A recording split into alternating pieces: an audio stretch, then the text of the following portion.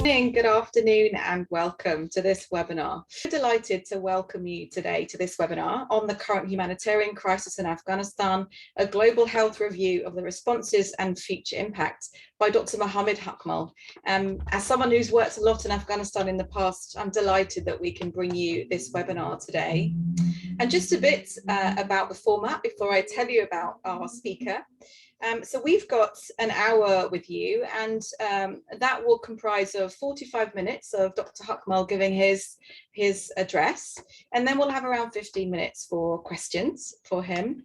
If you would like to use the Q&A at the bottom of your screen and post questions as you go, that would be really helpful. And if we can answer some of those at the end, that would be great. And I'm sure that any that are remaining, he might be able to answer after today. So for those of you that don't know me, I'm Tamar Ghosh, I'm the Chief Executive at RSTMH, and I'd like to just say a bit about our speaker. So Dr. Mohammad Haqmal is here, as you know, to discuss the current humanitarian crisis in Afghanistan. He's an award-winning senior international public health and health system innovation expert. He's got an MSc in Global Health and Development from UCL, a Master's in Public Health from the University of Liverpool, an executive MBA from Preston University in Pakistan, a diploma in monitoring and evaluation from Afghanistan. And he's currently a lecturer at the University of London and is a research fellow at the University of Cambridge. Dr. Haqmal has 18 years experience in public health projects. He led the Strengthening Mechanism Department of the Afghanistan Ministry of Public Health from 2013 to 2017, where he managed the health service delivery projects for over 6 million people. He set up the district health system in Afghanistan in 2008 to 2012. And in 2019, he was awarded the Public Health Hero Award for the design and implementation of various community-based healthcare innovations, such as the Afghanistan Healthy Village Initiative and the Afghanistan $1 project to reduce maternal and child mortality. So as I've said, Dr. Haqmal will be speaking for about 45 minutes, and then there'll be a chance to answer questions that you might post in the chat. Please do think about questions that you would like to ask him. Obviously, from that introduction, you'll know he has great experience in the sector, and I hope that it will be a really interesting conversation to hear more about this topic. Given the technical issues, we might be sharing the slides from our point of view and then moving them on for Dr. Haqmal as we go through his talk. So I think we're just waiting for the technical issue to be solved and for him to rejoin the webinar. In the meantime, while I've got you, I just want to tell you a bit about RSTMH and who we are. So for those of you that don't know, the Royal Society of Tropical Medicine and Hygiene is a charity. And we're a membership organisation for those that are working in or interested in the field of tropical medicine and global health. And as you can imagine, that covers a wide range of topics from infectious disease, non-infectious disease, non-communicable disease now more than ever, and also all of the contextual factors that mean we can't achieve progress in equity in health. And that might be around conflict or disability, issues with mental health, it might be around poverty reduction. So the breadth of our work is really quite broad now. And our overall goals are to try and eradicate disease and improve equity and access to healthcare for everyone around the world. And Afghanistan is one of many countries that we would have members from and where we would try and make a difference. Now, our day-to-day activities include running events like this, webinars, mostly online now, but normally around the world face-to-face. We also have 2 scientific journals that we publish, one called Transactions, which is produced every month and is quite technical in nature, and that's been going since 1908, so you may well have come across that. We also have another journal called International Health, which has been going for around 13 years, and that's a bit more policy focused. So I would encourage you to have a look for those if you haven't seen them. We also, and very topical to note today, we also give out grants to those that are early in their careers and haven't been involved in research before. And it gives them a chance to get involved in their first research project, normally for up to a year. And for these grants, we give out up to £5,000, so GB sterling. So fairly small amounts, but hopefully good enough to do a 1-year project, a field study, a small lab study, looking at policy. So we don't mind what kind of research it's in, whether that's lab through to policy. And also, those individuals could be based anywhere in the world. So I say it's topical because we are in the last couple of weeks of asking for applications for our early career grants programme. This programme has been going on for many years, but in the last 4 or 5 years, it's really grown. So 4 years ago, we were able to give out 16 grants to people around the world that are starting on their research careers. And last year, we were able to give out over 200 grants. So the chances have gone up from 1 in 39 to 1 in 6, which is really good odds for these sorts of grants.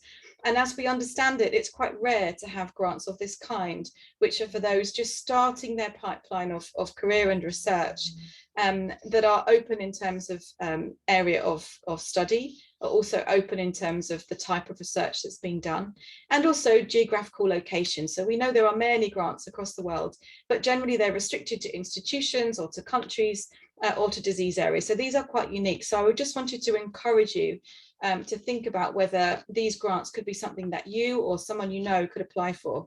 And we'll put a link into the chat for the page on our website so you can have a look at these. So that's a big area of our work. And also for those of you who are not members of the Society, you may not know, but we also give out medals and awards every year to recognise success. And we have a few of those opening quite soon, so that we're able to just mark the success in our sector. And that's a great opportunity. Those who are emerging leaders in their field, all the way up to those who are very senior, and for whom we're recognising the success of their whole careers. So they're very important to us. So those are the main areas of our work. And we hope that by helping individual members with their own careers, that could be through giving them a grant, through publishing their work in the journal, through providing a platform at one of our events for them to talk about their work, or through growing their networks through one of our other activities. We hope that we help everyone that's in our membership really achieve the most they can in their careers. And we hope that within that group, there's the people that will go on to discover the next drugs, the next diagnostics, the next patient pathways that will be championing the diseases that we know are neglected and less known about around the world. And in other ways, through our networks, through our partnerships, we try and ensure that we are doing what we can on these big goals of eradication and equity. And that might be through identifying a policy gap.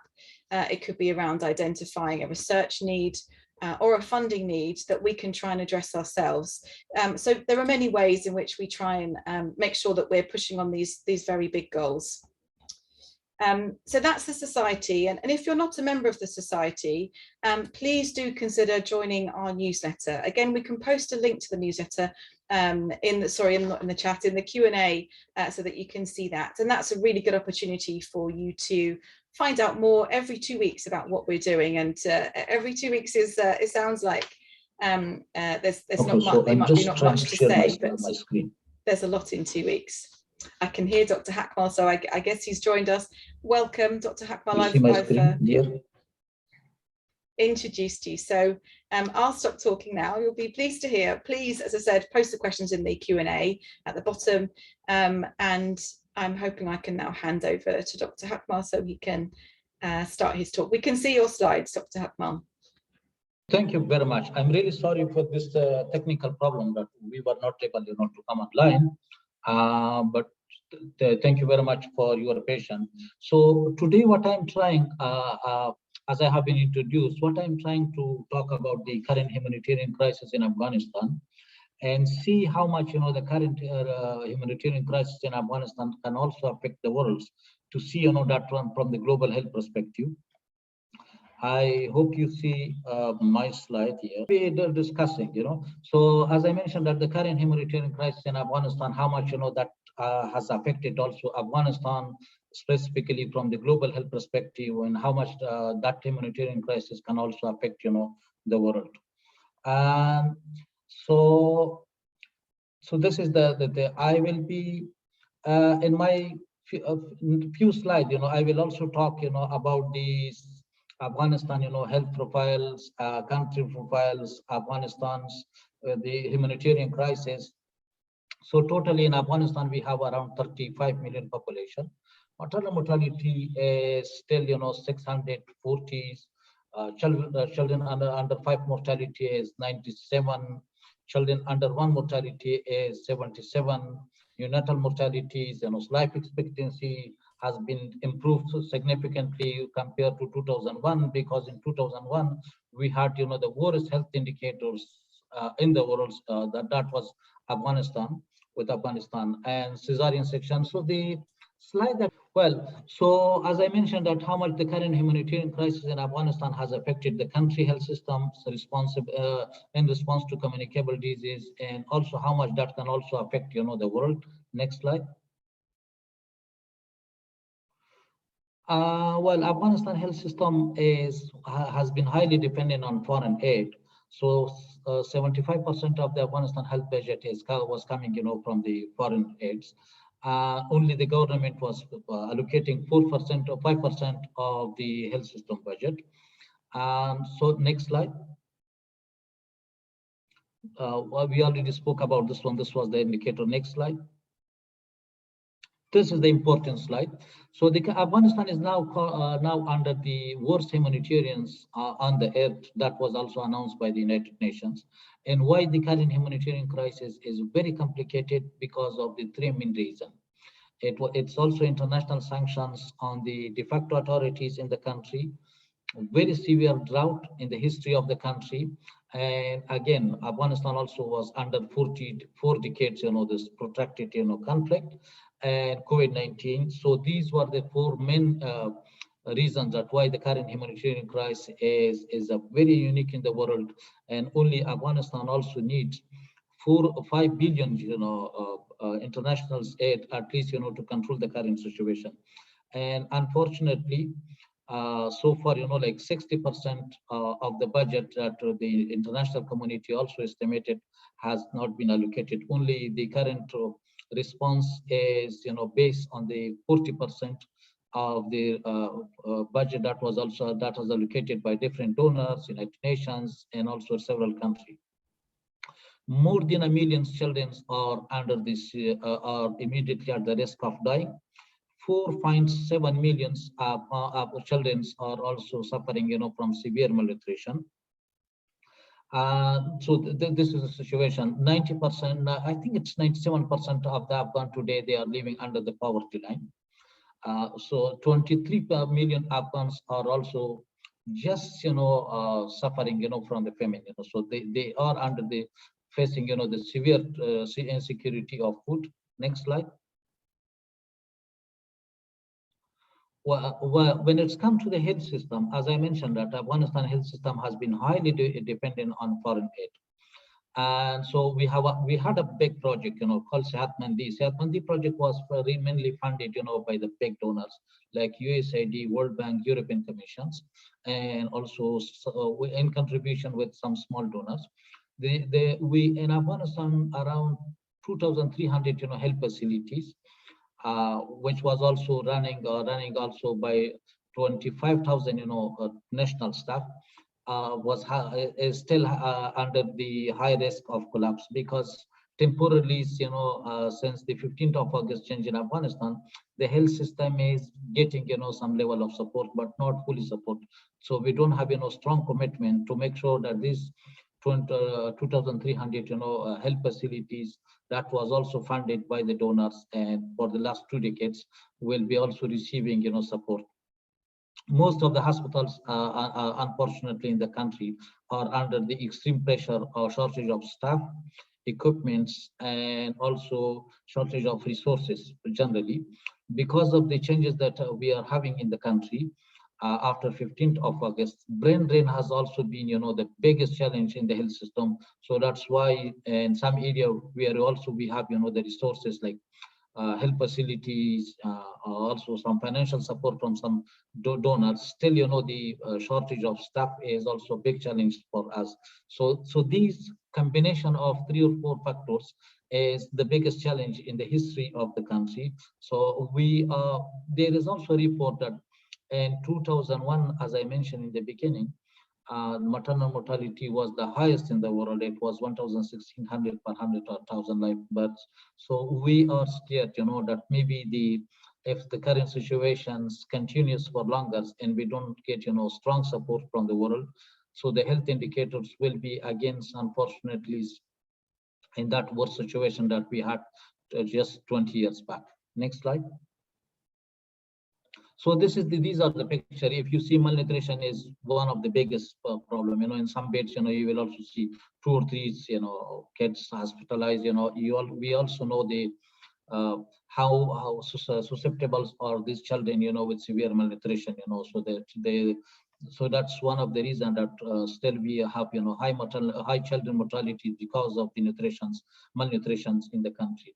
And overcrowded, some of those hospitals that we are having, some gets some support, so they are under high stress, so overutilized, because most of the other hospitals, that they located in different provinces, are also under resources. In order to manage, the current crisis, some of the hospitals with the resources are still under high stress. Next slide. Well, this is still situation, so overcrowded, overloaded hospitals because of the current humanitarian crisis. The disease, the load of the disease, burden of diseases is also unfortunately suddenly increased. Next. Well, when it's come to the communicable disease, because what I'm also trying, in the next 3 or 4 slides, I'm discussing, this TB, HIVs, polios, and also COVID-19, because when the health system response is also very, very poor because of the limited resources, we are also thinking, that the number of those multi-drug resistant TBs will be suddenly increased, because most of the TB patients, we have around, every year we are having, over 50,000, new TB cases, and around 13,000, deaths from TBs every year. So that was mainly when we also had enough resources support. So these days, where the health system response is not very effective because of the limited resources, MDR cases will be suddenly increased. Unfortunately, in the country, we already have over 4,500, positive MDR cases. Only around 424 has been diagnosed, and 375 MDR cases are under treatment. The remaining are already not under treatment. These are the estimated cases. And so the already TB positive patients that we are having every year, around over 50,000 TB positive patients. So they are also not receiving regular treatment, because in Afghanistan, the health system, the health service provision is in integrated manner. So in integrated manner, when one component of the health service provision is affected, the other component will not work. Although we have been grateful for the Global Fund support, that Global Fund has been providing, enough support to the health system. But again, if Global Fund is only focusing on TB, malaria, and HIV, as long as that's part of the health service provision, so the salary of the staff is, if it's not there, if the transportation is not working properly, if the health system is under resourced, only one component of the health system will be not very functional. So that's why we are scared that maybe those MDR cases will be also challenged, not only to the region, but also for the world, because we know from the MDR, if they are not under if they are not properly treated, we will be also having, many MDR cases for the country where with the highest mortality. But again, it will be also transferred to the other countries in the region, maybe neighboring countries, or maybe some Afghans that they are also traveling to the other part of the world, and also the infected cases can also transfer that disease. Next. So this is also for the COVID. Unfortunately, because of these semi-functional, surveillance system in the country, so it will be very, sometime, not very logical to see that these numbers also be from the current, biggest humanitarian crisis with 40 million population, because of the weakness in the reporting system, weakness also in the treatment center. Only what I was also noticing, recently, that around 3% or 7% of the health facility that was allocated for the treatment of COVID are only functional. So if 7% of the health facilities are functional, and then around 7% of the Afghan have gone also second dose of COVID vaccine, And then for the treatment center, we don't have, treatment center, we don't have, so no, we cannot even, talk during the current humanitarian crisis where people are dying from the starvations to think about the preventive measures. So preventive measure, and so these are the predisposing factors. Probably we will be also having, also new variant of COVID-19 in Afghanistan, because there is very high chance of spreading virus from one area to another area. And so, and the World Bank has funded, initially, the COVID-19 response, the biggest part of the COVID response plan. So now, unfortunately, because of the international sanctions, so World Bank is also not providing, enough support to the Afghanistan. So that's why the current humanitarian crisis will also affect, Kuwait. What WHO is also saying that no one is safe until everyone is safe. So I think still, the Afghanistan COVID-19 situation will be also a big risk also for the world, because in Afghanistan there will be, even if other countries are fully immunized, still Afghanistan can also, we can also witness, for several other new variants that can also put also the world in high risk. Next slide. Next slide. So the Afghanistan is unfortunately today under the fourth wave of COVID-19. So with the fourth wave of COVID-19, because of the poor surveillance system or semi-functional surveillance system, no treatment center, it's very difficult also to save, the life of those people that they are in high risk. Again, if we also talk about the HIV in Afghanistan, we have an estimated 12,000 HIV positive cases. Unfortunately, it's because of these challenges that we also had events before the 15th of August. Only 25% of those suspected cases, estimated cases, have been diagnosed, and 36% out of those diagnosed are under treatment, and only 15% are regularly and also tested, for the virus. And out of those 15% tested, only 1% reach, the level of viral suppression. While for the global, we have 90-90-90s. 90-90 means, so 90% of those estimated cases should be also diagnosed. 90% out of diagnosed positive cases should be under treatment, and 90% under treatment should be also tested, regularly for the viral loads. And unfortunately, we were even before, the 15th of August under the high risk. So today, when we have, shortage of resources, we have also humanitarian crisis. The health system has been semi-functional or maybe non-functional in some area. So this number of HIV could be also increased, unfortunately, suddenly, and that can also put, neighboring countries and also other parts of the world also in high risk. Next.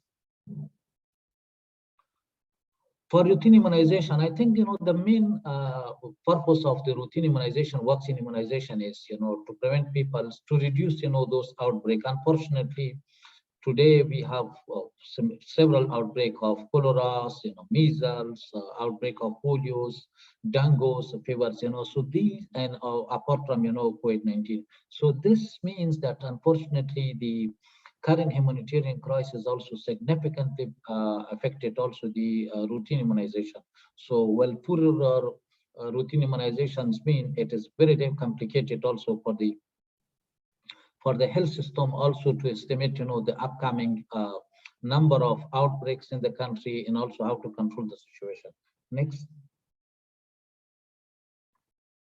So our recommendation specifically is, so the health system should be sacrificed, from politics, So unfortunately in the world, so the political decision is always, influencing, the health systems.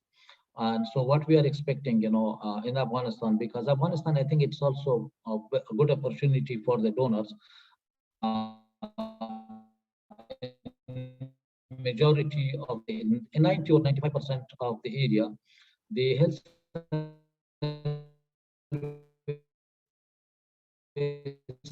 has been also managed implemental organizations that they are not part of the government, but they are also involved in health service provision.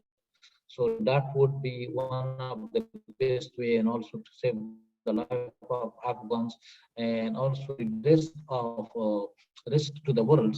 As I mentioned about those communicable diseases can also affect other part of the world. So well, we are also expanded, so that level of support that today we are getting is 40% of the estimated budget also for based on the United Nations. Allocate budget also for the from the emergency fund also for the maintenance of the foundation of the health system.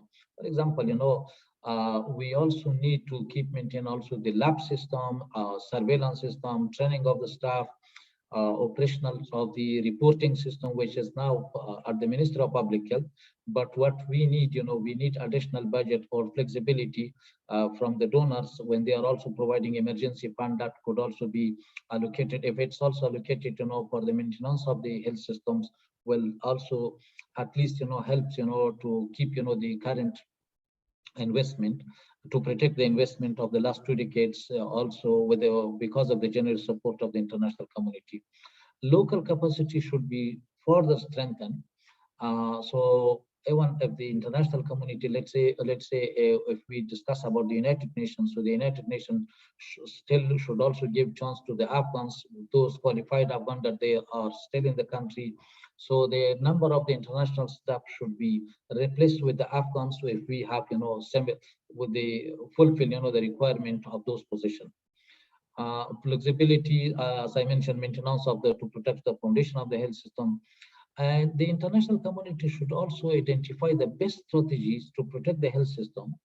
If further, sanction on the de facto authority is extending, that extension should not further affect, the health system, because health system is already in the verge of collapse.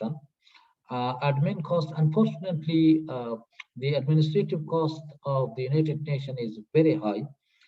With the current limited resources that has been also funded, by different countries, will further also put the health systems in a big challenging situation because of the admin cost of the United Nations or maybe others UN organizations, so partner organizations that they are also involved in the country health system.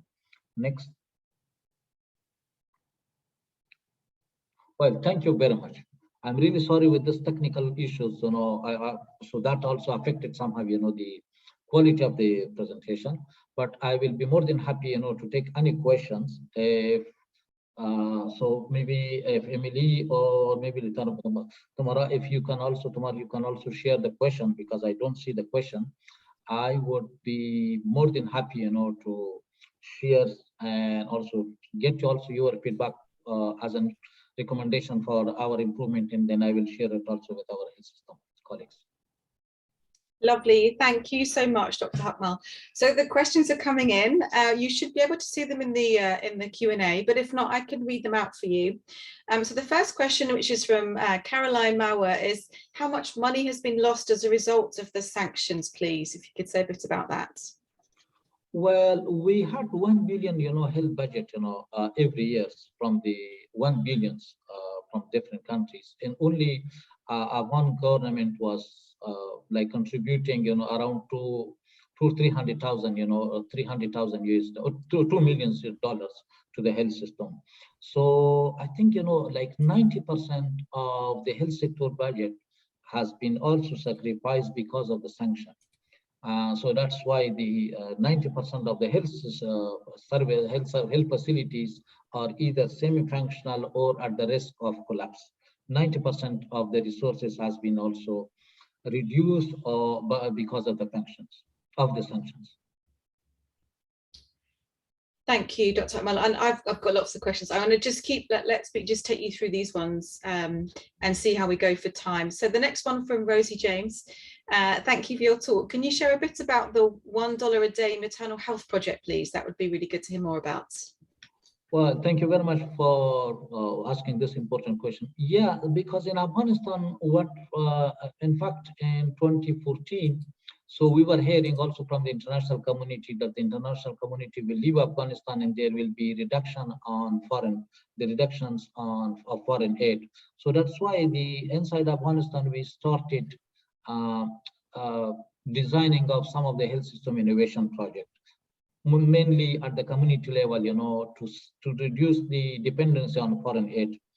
So Afghanistan $1 project was also community-based healthcare innovations at the ground level, where the capacities, where the community was fully engaged, and health system budget was also mainly also funded, somehow also with the community contribution, community contributions, community participations, and then community full engagement and community local innovation. So the combination, a series of those combinations also help in some area where the maternal mortality was significantly reduced in those areas where this Afghanistan Healthy Village Initiatives and Afghanistan $1 project was also implemented.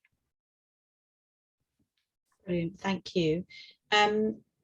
Question from Caroline again. Thanks, Caroline. Do you have any idea of how incorrect your numbers are? She's asking about whether there is the risk of undercounting.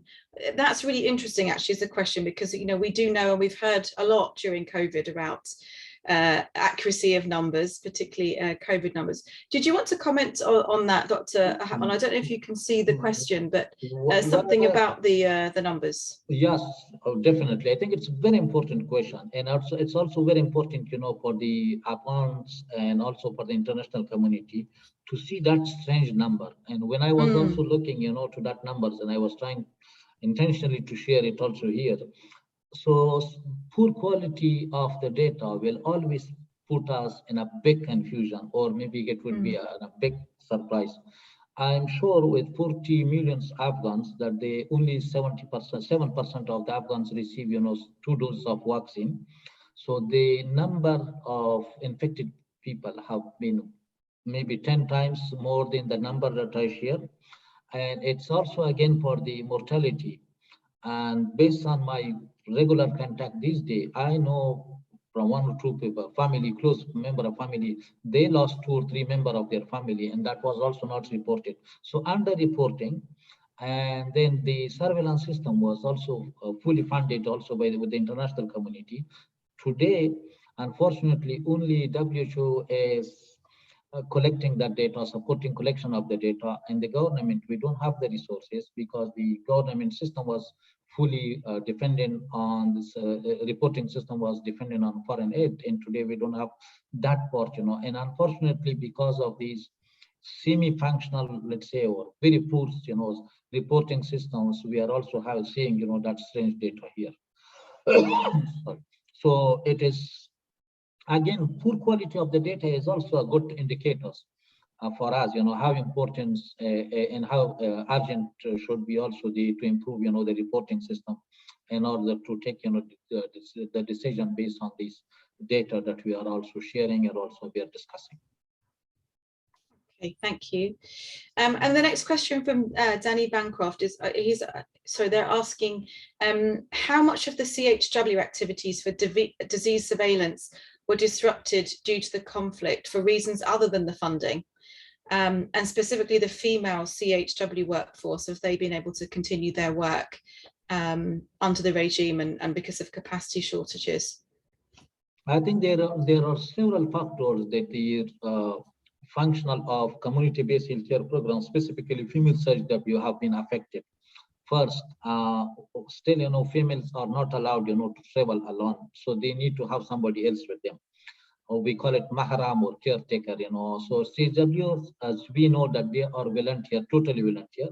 And in the previous government, what we were doing, we also had several other, supplementary programs to the health system, like immunization campaigns, nutrition campaigns, several other campaigns.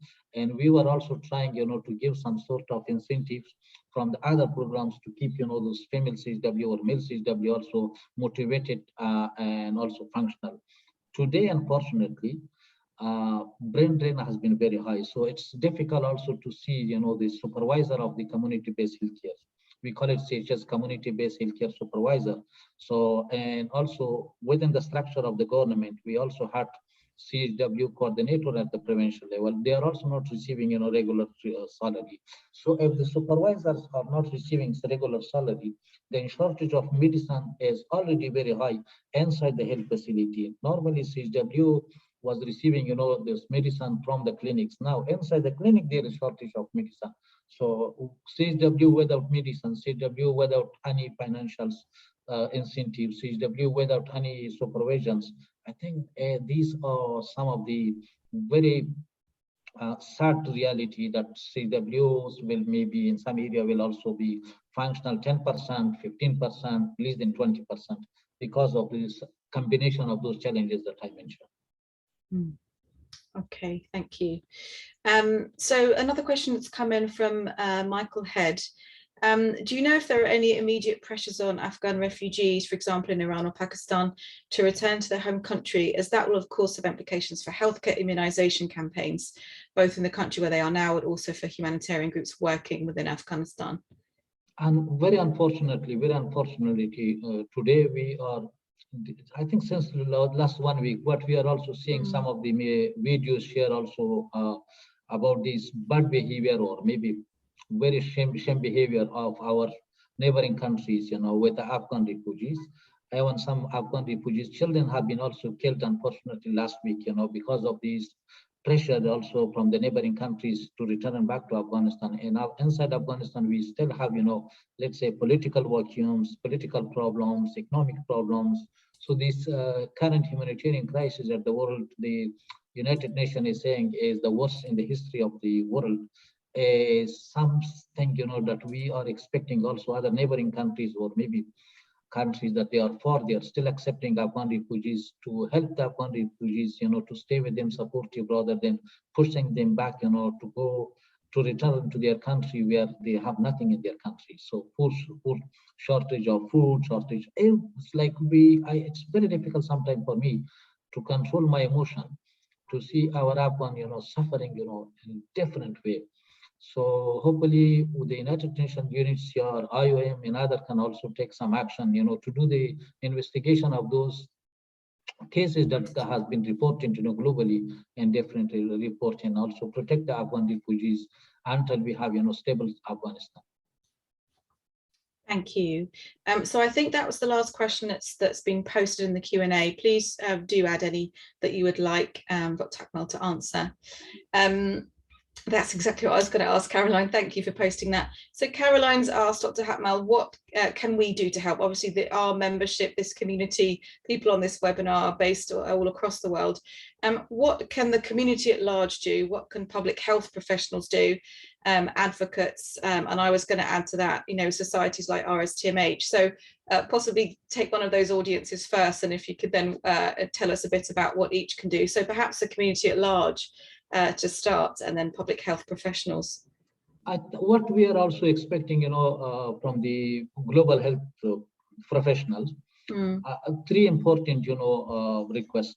The first one also, they should also support the advocacy of the Afghan, to the international community, that the international community should not stop, the foreign aids to the health system, because if any decision is any kind of decisions, on sanction is based on the politics. So the health system shouldn't be sacrificed for that one. So we don't want, as an Afghan, to see our health system collapse, because during the last 2 decades we had enough support from the international community. So now we are requesting also for the protections of those maintenance of the health system. The second one is we will be grateful, worldwide in different university and academia, to give more chance to the Afghan student, for their education, because Afghanistan will not be during the current crisis forever. One day we will go back to Afghanistan, and we want our Afghan, to be trained and also to work for their health system, and also and protect their health system and reduce the level of dependency on the foreign staff, also on the Afghanistan health system. The fourth one is also donations, whatever donation that you can do to protect also our health system. Maybe the United Nations is one area. Some universities or the research center, if they can also allocate some extra budget for the research in Afghanistan, because the reporting system that I presented was a big shame even for me to present, that kind of confusing data. But this is the reality of Afghanistan. And as global health, expert, it will not only affect Afghanistan in long term, it will also affect, the country in the region and also beyond the region. So in order to have, the real picture of the current crisis, specifically from the global health perspectives, we will be grateful, for the different individuals, institutions, associations, to allocate some level of fund also for the research and also studies in Afghanistan to see how much the current crisis is also affecting, what will be the best way, and also to allocate, even if it's limited resources, on a effective way also for the intervention. Okay, thank you. And then a question that I had a few follow-ups, so I'll come back to those. So there's a question that's just come in from Denny Bancroft. So are there any particular areas where the shortage of medicines is especially acute, for example, cancer treatments or other disease-specific therapies? We'll answer that one first, if that's okay. Well, the local supply, has already been affected, very significantly, because as I mentioned, that 75% of the health budget was dependent on foreign aid. Second thing, unfortunately, very unfortunately, out-of-pocket expenditure in Afghanistan was even very high before 15th of August. It was also 74% to 73%. So, and today, situation where the bank system is not working properly, with the import and export is also the biggest challenge in the country we are having. So shortage of medicine is a big challenge for the Afghanistan. So even if there is any way to support also the current health system of Afghanistan with the supply, I think that would be highly appreciated. And even so, unfortunately, because of these conflict specifically that we had in 2020 and 21 before the change in the regime, so several health facility has been significantly affected, so because of the conflict. So in several places we don't have, functional medical equipment. So if there is any way to donate, some of medical equipment, to the Afghanistan health system, that would be highly appreciated. Okay, thank you. And the second question from Danny is, can you expand a little on the mosquito-borne disease burden in the country? So dengue fever, malaria cases, are they increasing or similar to pre-conflict levels? It is suddenly, unfortunately, increasing, because hygiene is something, that we don't know the level of hygiene, because people are just, struggling with the starvation, So malnutrition, as I mentioned, that there is around 5 million children suffering from severe malnutrition. 1 million children are just dying, just in the stage of dying. And then 23 million populations are also at the need of urgent international support. And as I mentioned, that there was, so the estimate of the United Nations to control the current situation in Afghanistan was 5 billion. And unfortunately, I think it's around 1.7 billion, help so far. So it's 40% or 35% of the estimated level of donations, and still we have shortage of resources in different areas. And then as I mentioned, routine immunization is also something very poor, because immunization activity was also highly dependent also on the foreign aid. In immunization, I think there is two ways. One is campaign. Campaign is funded also by the United Nations. But if we don't have strong routine immunization, only campaign may not be able, to prevent, the load of those diseases that we are also seeing. So there is several outbreak of dengue fever that we mentioned, and then we also talk about the measles. Unfortunately, 500 kids children was also died. I think it was in 2022. Just during the last three months, we lost around 500 kids because of the measles. And the polio cases, it's very difficult to talk about the polio cases because surveillance system is not there. And even you may also see 2 cases of polio or 3 cases of polio during the current crisis. So 2 positive or confirmed cases mean that at least surveillance system is only 2% working. The remaining 28% unfortunately has not been functional because of the in Afghanistan health system. It's a kind of, it is globally for many developing countries in order to reduce the cost of the health system. So it is designed in a very integrated manner.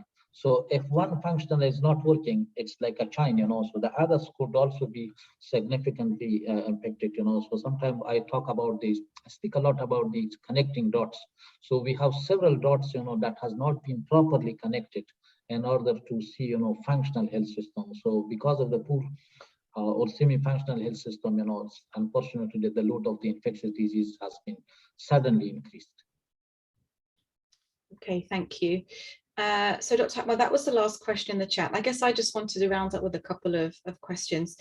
And thank you for sharing today with us the situation. And, and we know from your talk, and I'm sure from our own knowledge, that the health system is really affected and continues to be.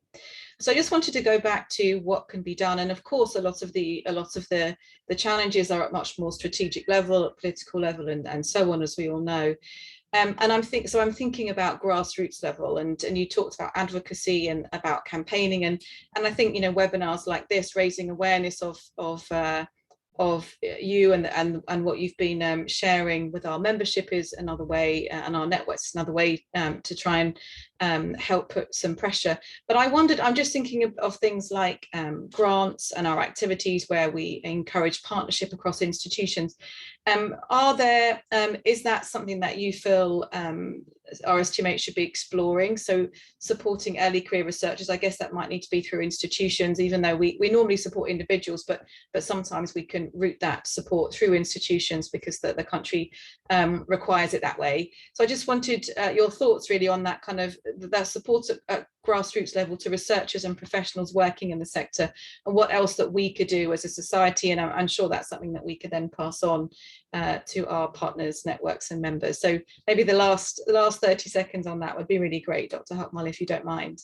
Well, thank you very much for giving me a chance to speak, in this 30 seconds, to highlight, very important point. Very fortunately, in Afghanistan, we have very functional, strong functional, Afghanistan National Healthcare Association. So Afghanistan National Healthcare Association is also managed, by the healthcare professionals, and they also want, have some sort of connection with different society. If it is infectious disease, we have that infectious disease department within the Afghanistan National. It's not a governmental, body. So unfortunately, it's today de facto authorities in Afghanistan. So international community is not very happy to deal with them. So then we are also having, Afghanistan Medical Council, it's also independent. Afghanistan Public Health Association, it's also independent. It's not part of the government. Afghanistan, as I mentioned, Afghanistan Healthcare Association for nursing, midwifery, research, epidemiology, and other things. So I would suggest, recommend also, and also humble also request from colleagues, if they are interested, I will be more than happy to connect them, with the relevant, association. And these association can also help us, to protect, the health system from collapse. Because even if you can also allocate some budget for those individuals, researchers that they are doing, research in Afghanistan, this can also contribute a lot. This small contribution means a lot for us during the current crisis, because the need is very high and it's very difficult to find, this 5 billion, estimated budgets. During the current, crisis that we are also noticing in other parts of the world, unfortunately in Ukraine, Yemen, Syria, and other things. Sometimes Syria, Yemen, and Ukraine is also putting, Afghanistan also in isolation. So many people will also forget it. So this is something, that we are very interested, to bring a lot, some challenges from Afghanistan to share with the world, and colleagues. Because the health system will be more successful, the global health system will be more successful if we stay connected, if we give hands to each other, to support each other. Otherwise, the concept of global health will be only some things on piece of papers, but not in practice. And under this global health, principles, we will be more than happy to contribute, to collaborate also with the different partners in the world, and share some of the lessons learned that we even learned also during the current humanitarian crisis, where we are responding, to this big tragedies in our country. Thank you so much, Dr. Haqmal, for sharing your time and for sharing your expertise and knowledge on the topic. I'm sure that we'll all try and do what we can, and I think there are certainly some ideas I've got from the society's perspective, and I'm sure the team will have others as well. So we'll get our heads together on that and come back to you. For anyone else that's attending today, thank you so much again for joining us. Please, if you would like to be in touch with Dr. Haqmal directly, do drop us a note, an email under GDPR. We just need permission to send out his email. So as long as he's happy for all of you to have it, we can share that with you. If you would like to be in touch directly for those introductions to institutions that he mentioned at the end, and I'm sure for any other questions. We've run over by a couple of minutes, and apologies again for the technical issues at the start, but thank you so much, Dr. Haqmal, for doing this. Thank you for everyone attending, and I look forward to speaking to you or seeing you or hearing you on the next of our conversations. Thanks so much. See you. Thank you very much. Thank you. Bye-bye. Bye-bye.